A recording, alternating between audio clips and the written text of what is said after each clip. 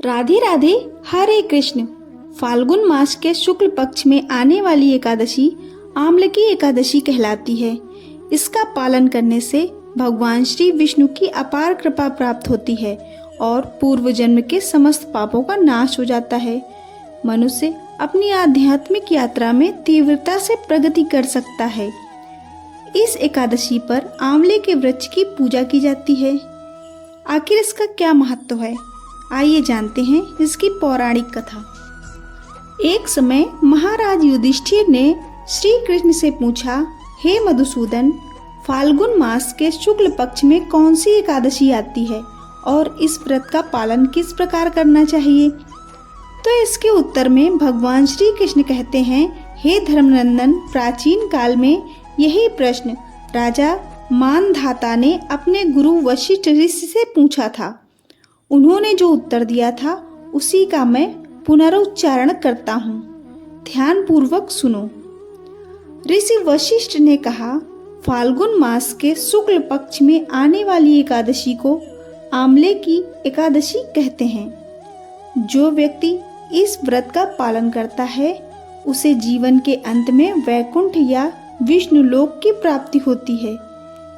जब इस सृष्टि का सृजन हो रहा था उस समय गर्भोदक साईं भगवान विष्णु के थूक से एक तेजस्वी बिंदु प्रकट हुआ।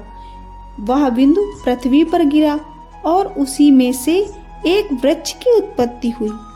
जब देवताओं ने इस वृक्ष को देखा तो उन्हें आश्चर्य हुआ और फिर एक आकाशवाणी हुई। यह श्री विष्णु का अत्यंत प्रिय आंवलकी वृक्ष था।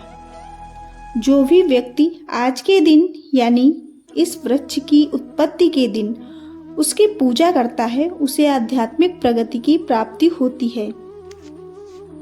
इस प्रकार वशिष्ठ ऋषि ने आंवलकी वृक्ष के महात्म्य को दर्शाने के बाद एक पौराणिक कथा कहना प्रारंभ किया। प्राचीन काल में एक विदिशा नामक राज्य था। वहाँ के राजा थे चंद्रवंशी राजा पाशविंदु। उनका एक अन्य नाम चित्ररथ भी था। उनके राज्य में सभी प्रजा उत्तम विचार, श्रेष्ठ चरित्र और सात्विक संपत्ति से युक्त थी। इस राज्य में सभी मनुष्य सतोगुणी और आस्तिक थे। राजा चित्ररथ स्वयं अत्यंत शक्तिशाली, विनम्र, समृद्ध और वैदिक ज्ञान में निपुण थे। वे भगवान शिव के उपासक थे और मास में आने वाली दोनों ही एकादशियों का श्रद्धापूर्वक पालन करते थे। इस प्रकार अनेक वर्षों तक राजा और उसकी प्रजा ने सुख संपन्न जीवन व्यतीत किया। एक बार फाल्गुन मास के शुक्ल पक्ष में आंवलकी एकादशी आई। इसके महात्म्य को जानते हुए राजा चित्ररथ ने संपूर्ण राज्य में यह घोषणा करवा दी कि सभी प्रजाजन गंभीरता पूर्वक इस पवित्र एकादशी व्रत का पालन करेंगे। जब एकादशी का दिन आया तो राजा ने नदी में स्नान किया और अपनी प्रजा के साथ उस मंदिर में गए जहां आंवलकी वृक्ष था। सर्वप्रथम राजा और अन्य अग्रणी संतों ने इस वृक्ष की पूजा की।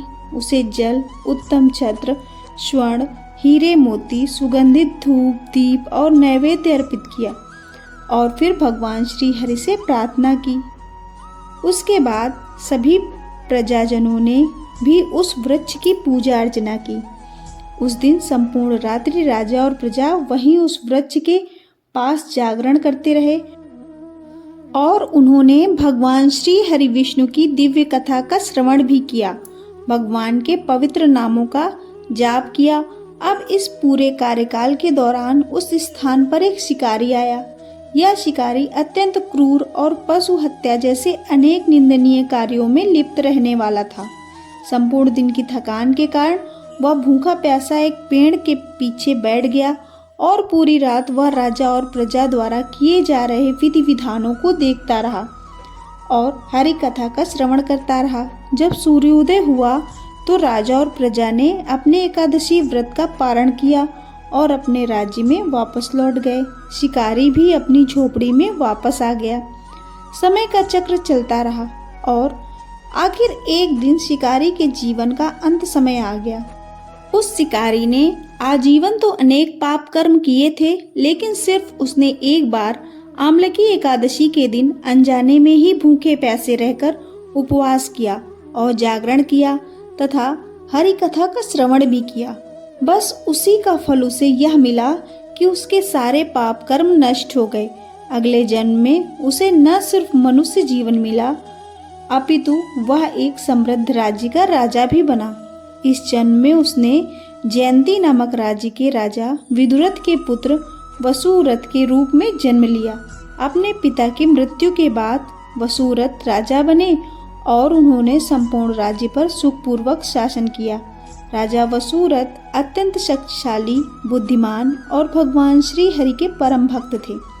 वे राजकीय मामलों में निपुण थे और साथ ही सदैव भगवान श्री हरि की प्रेममय भक्ति सेवा में लीन रहते थे। एक दिन राजा वसुरथ जंगल में मार्ग भटक गए। वैसे तो अपने मंत्रियों के साथ गए थे, लेकिन किसी कारणवश वे उनसे अलग हो गए और रास्ता भूल जाने पर किसी और दिशा में चले गए। अब संध्या होने वाली थी। राजा को भूख प्यास और अत्यंत थकान लगी हुई थी, इसलिए वे एक वृक्ष के नीचे विश्राम करने के लिए लेट गए। जैसे ही उनकी आंख लगी उसी क्षण उनके कुछ आदिवासी शत्रु वहां आ गए और राजा को मारने की योजना बनाने लगे। फिर उन्होंने एक के बाद एक राजा के ऊपर अस्त्र का प्रहार शुरू कर दिया, लेकिन आश्चर्य की बात यह थी कि उनका एक भी अस्त्र राजा को स्पर्श तक नहीं कर पाया। यह देखकर अत्यंत हैरान वे आदिवासी शत्रु अभी तो कुछ सोच ही रहे थे कि उतने में राजा के शरीर से एक दैदीप्यमान स्त्री प्रकट हुई। वह स्त्री अत्यंत सुंदर और बिजली की तरह तेजोमय थी, लेकिन साथ ही अत्यंत क्रोध में भी थी। उसने उसी क्षण अपने प्रज्वलित चक्र से उन सभी आदिवासियों का संहार कर दिया और तुरंत अदृश्य हो गई। उतने में राजा वसुरथ की आंख खुल गई। उन्होंने देखा तो वहां उनके आदिवासी शत्रु मृत होकर जमीन पर गिरे हुए थे। राजा सोचने लगे कि आखिर किसने मेरी रक्षा की होगी, और फिर तभी आकाशवाणी हुई, निसंदेह तुम्हारी रक्षा उन्होंने की है जो अपनी शरण में आने वाले प्रत्येक की रक्षा करते हैं। यह सुनकर राजा समझ गए कि परम भगवान विष्णु ने उनकी रक्षा और सहायता की है।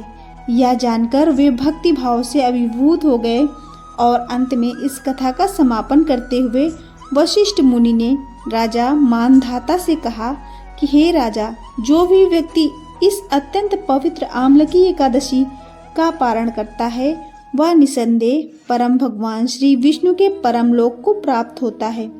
और इस प्रकार परम भगवान श्री कृष्ण ने भी आमलकी एकादशी के संलग्न महाराज युधिष्ठिर की जिज्ञासा को संतुष्ट किया। आपको यह कथा पसंद आई हो तो वीडियो को लाइक, शेयर और चैनल को सब्सक्राइब करें। धन्यवाद।